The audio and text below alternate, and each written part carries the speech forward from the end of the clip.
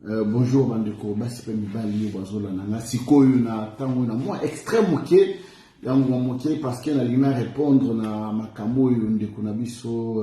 prophète Denis Lessa otaki koloba. Na répondre parce que ils ont la phrase moi journaliste a tuna ki alobi ndembu lambongo basoni bakanke na bakizamina. N'est pas le bon na lobi yango na zolo bayango ça dit qu'a confirmé que na biso peto liambongo kabila. En tout cas, na sepere d'abord na courage à Denis Lessa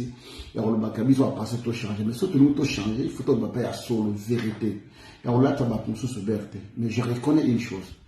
Donc là la présidence la yamba biso va passer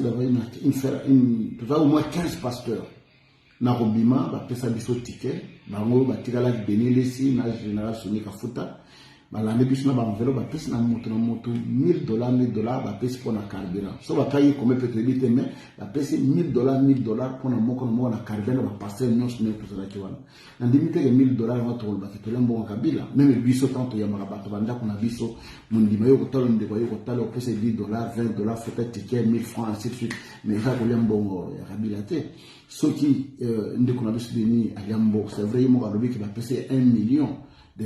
souvent qui a qui ne va faire le sida que nous avons soin banini tout ça à quoi on dit mais particulièrement là il a très bon à la bilate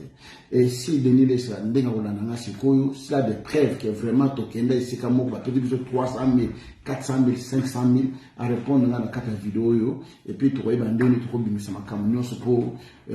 batwa za la sincère makamyo za nikoloba tant que ça n'a jamais de basso tout là ça va comme ça va berté tout là ça va tout ma camboté que bango pe bazwa non à la c'est que non ngai mutu tel to kena place tel to liambo wana et pour la deuxième fois exact na manifestation il faut pas ça là tu as une réunion na bureau passer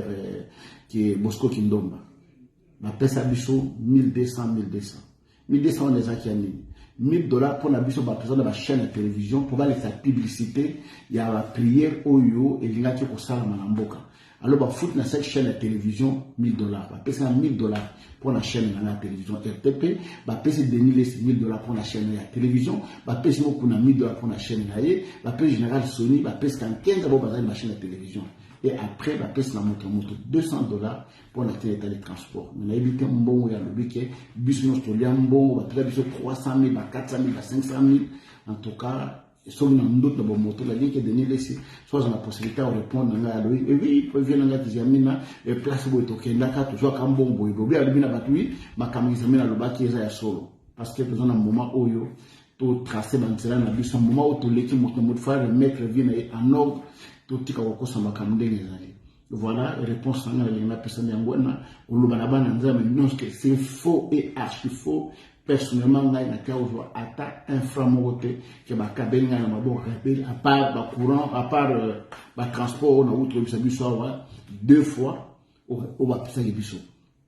mais je reconnais bandeko par exemple na Côte d'Ivoire bazaki na président Bagbo ba yambo au monde ba tonga bandako ba tonga ba église na Kenya na Gabon ba bazaki na bandako ba na contact na président ba tonga bandako ba tonga ba église mais mbongo yo Kabila pesa biso a passer à Congo Kinshasa to kundana mabele to chango na nzete to chango wape to sala na moni c'est faux et archi faux ça c'est une flatterie de mauvais goût merci.